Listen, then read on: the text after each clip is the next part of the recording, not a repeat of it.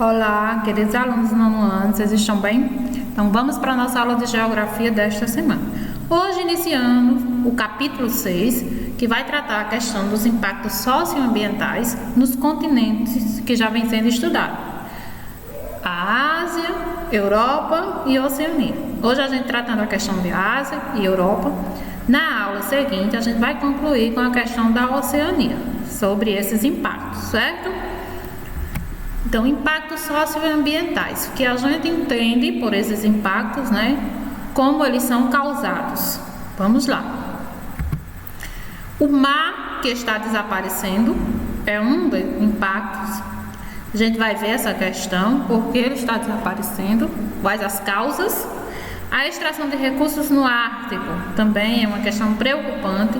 As chuvas ácidas no norte da Europa, as sequelas do agente laranja no Vietnã e os remanescentes radioativos soviéticos. Gente, questões muito preocupantes, que vamos começar a estudar agora.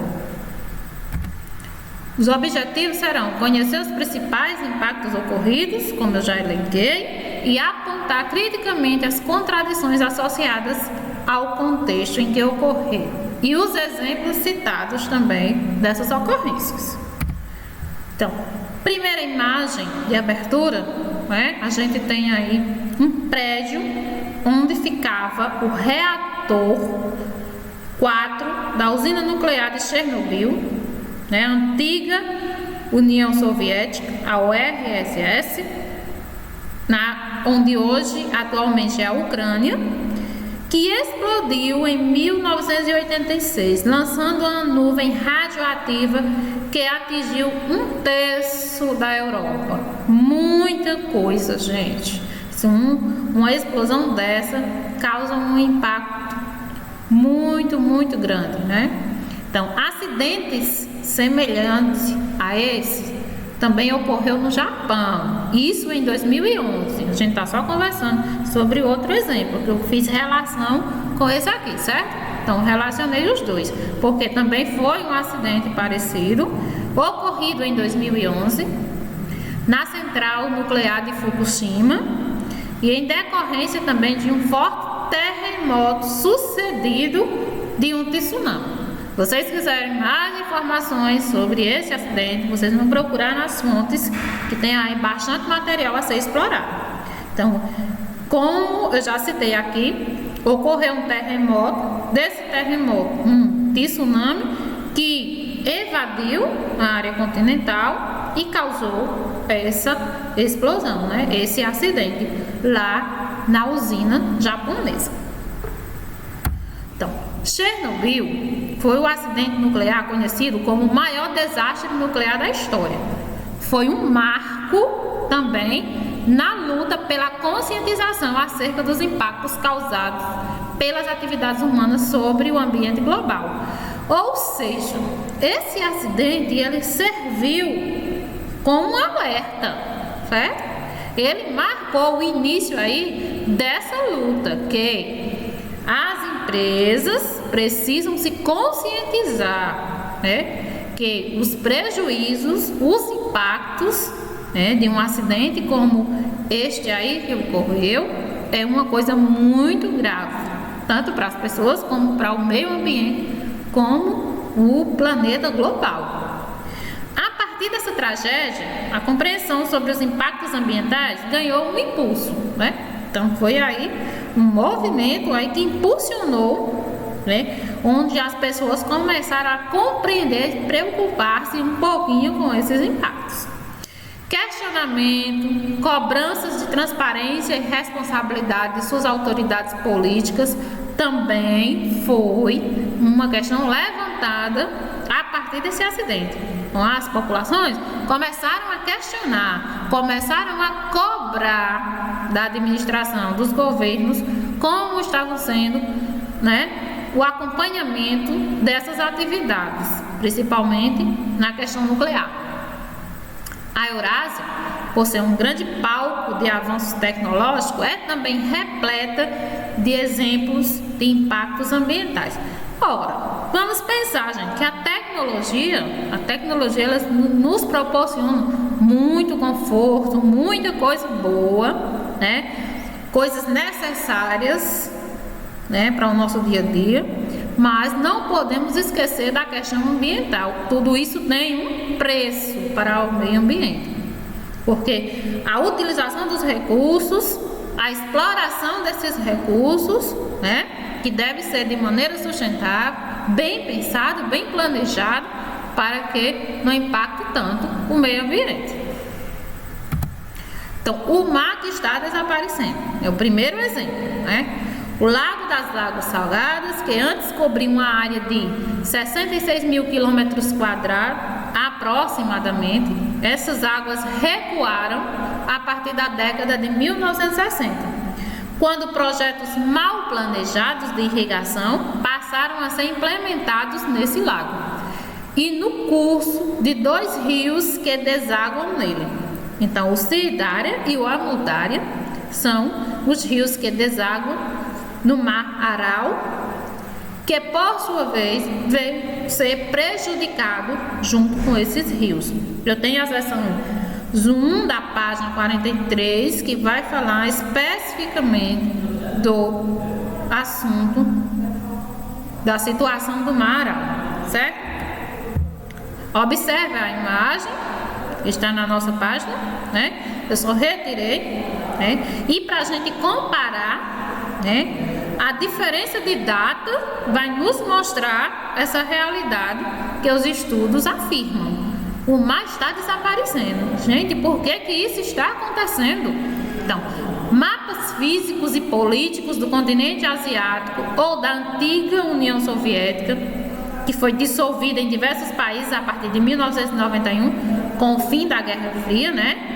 Costuma aparecer um corpo hídrico de destaque na fronteira entre o Cazaquistão e o Uzbequistão, duas das antigas repúblicas soviéticas independentes, desde 1991, que é o fim da Guerra Fria. Então, essa área, né, trata-se o Mar Aral. Gente, é impressionante se você comparar. A primeira imagem de satélite data de 1973. Tudo isso aqui, concentração e extensão do mar.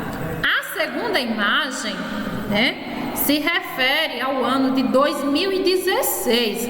Cadê a extensão do Mar Aral? O que é que aconteceu com essas águas? Incrível! Ele realmente está desaparecendo. E por que que isso está acontecendo? Certo? Então, inundações e alterações na salinidade afetaram 40% das terras irrigadas. O excesso de fertilizante e pesticidas contaminou as águas. Afetou os ecossistemas dos rios citados, os dois rios que eu já citei no slide anterior, o Amudária e o Siridária. E em 1990, mais de 95% das terras úmidas também secaram. Ou seja, consequências drásticas. Esse exemplo mostra que o uso da água e as atividades realizadas próximas dos corpos hídricos devem ser de forma planejada e sustentável. Então, aqui a gente não está falando que essas atividades elas têm que ser interrompidas, que elas não possam ser executadas. Não, muito pelo contrário. A gente defende, né, a execução das atividades. O planejamento delas é que deve ser de uma forma cuidadosa. Então, as atividades podem e devem ocorrer, mas de forma que não afetam tanto o meio ambiente. Por quê? Porque os impactos não serão sofridos só na natureza, né? Os impactos também serão sentidos pela humanidade, pelas populações. Então, uso de fertilizantes, pesticidas, a irrigação, né? A questão dos animais, os ecossistemas que ali estão, tudo isso tem que levar em consideração antes de se executar uma atividade dessas. Por que será que essas águas estão desaparecendo, né? Por que os fertilizantes e as pesticidas contaminou essas águas? Era para isso ocorrer? certo? Então, essas águas, uma vez contaminadas, elas jamais elas serão, né, de grande utilidade como antes. Então, alterou a salinidade, afetaram 40% das terras irrigadas. Ou seja, foi uma ação que desencadeou aí uma série de outros problemas. As águas eram utilizadas para irrigação. Só que alguma coisa aí não saiu de maneira bem planejada. E aí vieram as consequências. Esse exemplo mostra que o uso da água e as atividades realizadas próximas dos corpos hídricos deve ser de forma planejada e sustentável. Lembrando que isso vai envolver um bom planejamento, uma boa execução para garantir também bons resultados. Não é assim? E a extração dos recursos no Ártico, outra questão preocupante. O avanço das mudanças climáticas nas últimas décadas tem produzido transformações nos ambientes polares. Polo Norte, por exemplo. A região ártica não possui recursos naturais protegidos por meios de tratados internacionais. E aí é que fica difícil, né? Em locais que já são protegidos, a gente já sabe que essa exploração, às vezes, ela ultrapassa os limites, né? Imagine em locais em que não são protegidos por esses tratados. Então, os impactos de navegação é uma das formas impactantes. Novas rotas marítimas para navios de transporte de cargas devem alterar o tempo de entrega de diversas mercadorias. A extração dos recursos energéticos, principalmente, especialistas apontam para a possibilidade de vazamento de óleo nesse ambiente polar, que é de natureza frágil e determinante ao planeta. Então, gente, é uma questão preocupante. Por quê? Por que os especialistas já estão preocupados, né, que possa ocorrer esse vazamento? Porque eles sabem que o ambiente é de natureza frágil e um acidente, um vazamento de óleo nesse local, né, pode trazer danos irreparáveis para o meio ambiente. Não só para o meio ambiente local, mas refletir aí em todo o restante do planeta, certo? As imagens que foram descritas no slide anterior, né? A primeira aí são ativistas do Greenpeace que interceptam um navio-tanque em protesto contra a exploração petrolífera lá no Ártico. Então, esses ativistas, eles interceptaram esse navio, né? Tentando aí barrar, tentando parar essa exploração. E a segunda imagem é uma plataforma de petróleo russa, lá no Ártico também, datada do ano de 2016. Vejam aí a localização, né? Por isso que os especialistas dizem que é um ambiente de natureza frágil. Gente, qualquer acidente aqui pode ter um maior prejuízo do que em outras áreas, porque o ambiente já condiciona isso. Como eles dizem, a natureza já é frágil.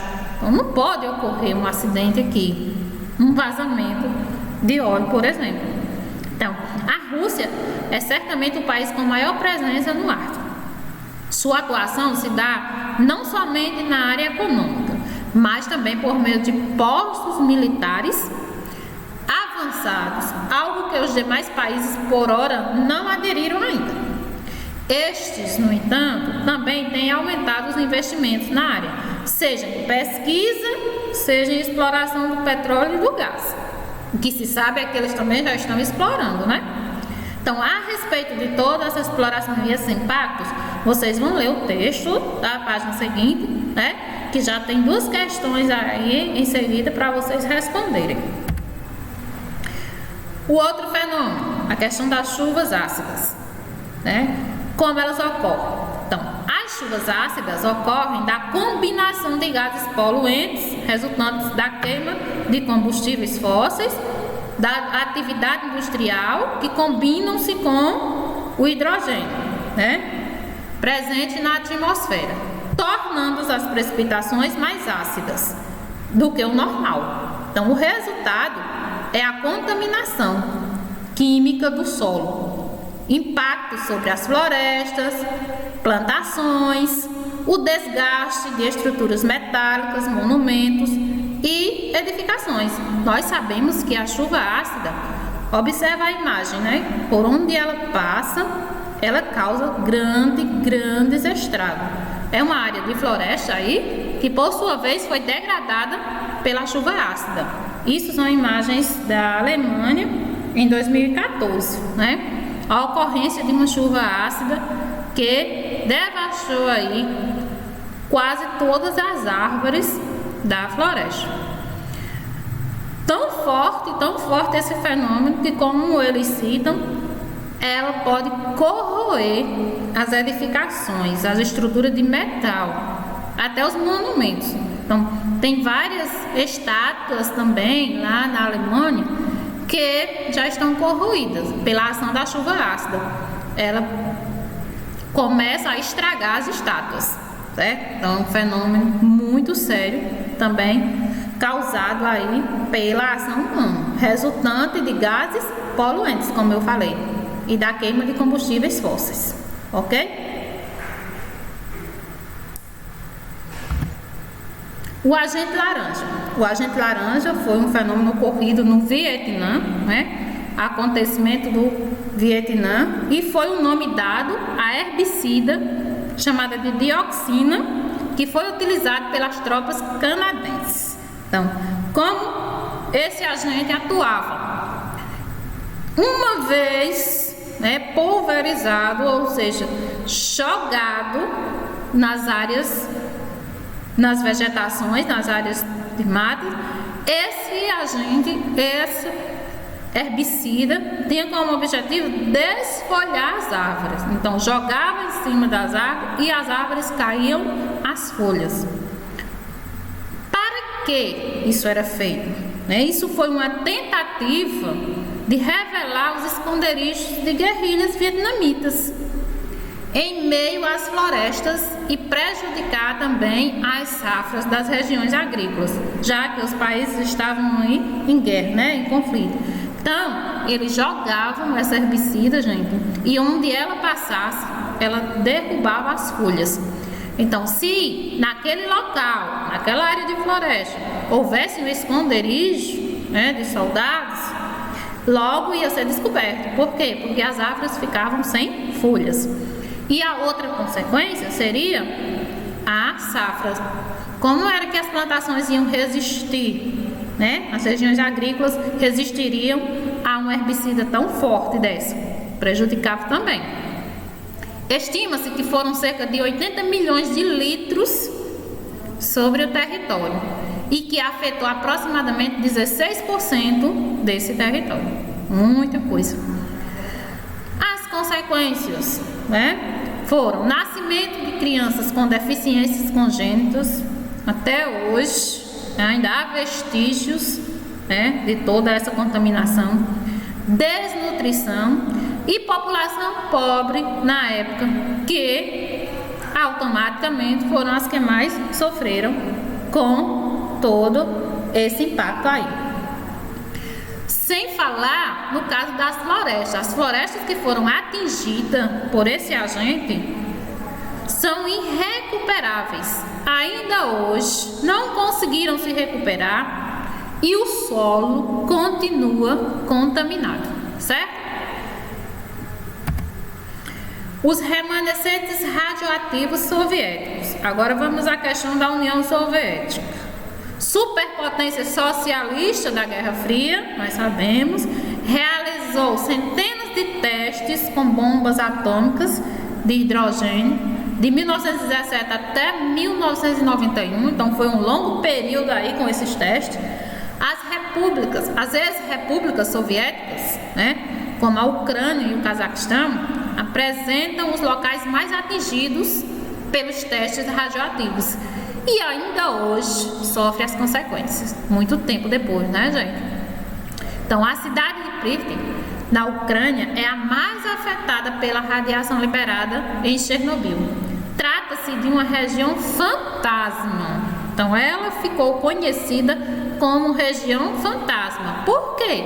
Porque foi abandonada, né? Ninguém mais conseguiu habitar, morar naquela cidade. Então, foi abandonada pelos níveis de radiação prejudiciais a qualquer ser vivo. A gente sabe que a radiação, ela mata, ela atinge qualquer forma de vida. Então, não conseguindo mais sobreviver naquela cidade, quem sobreviveu, né, foi embora. E ela ficou conhecida como uma região fantasma.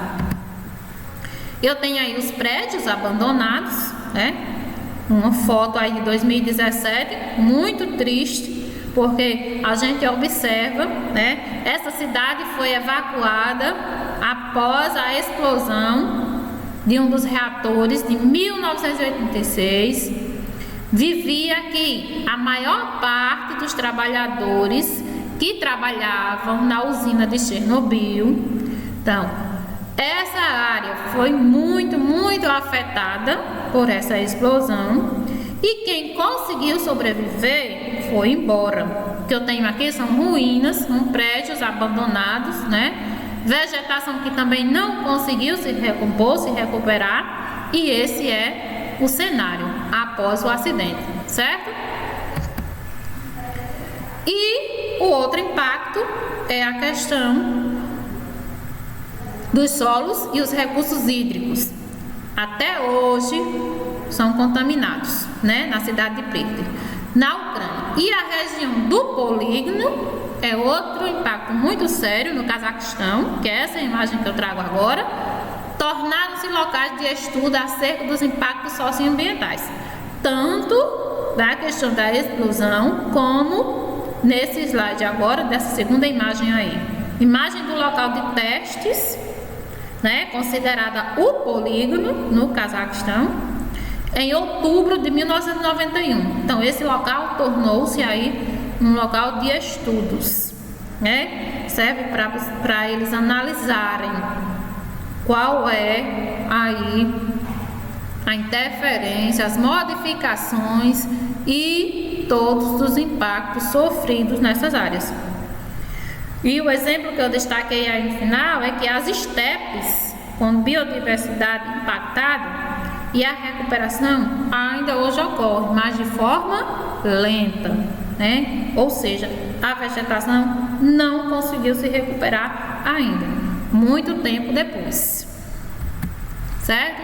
Então, a próxima aula a gente vai concluir essa questão dos impactos, né? Façam as atividades, tenham uma boa semana e até a próxima aula. Tchau!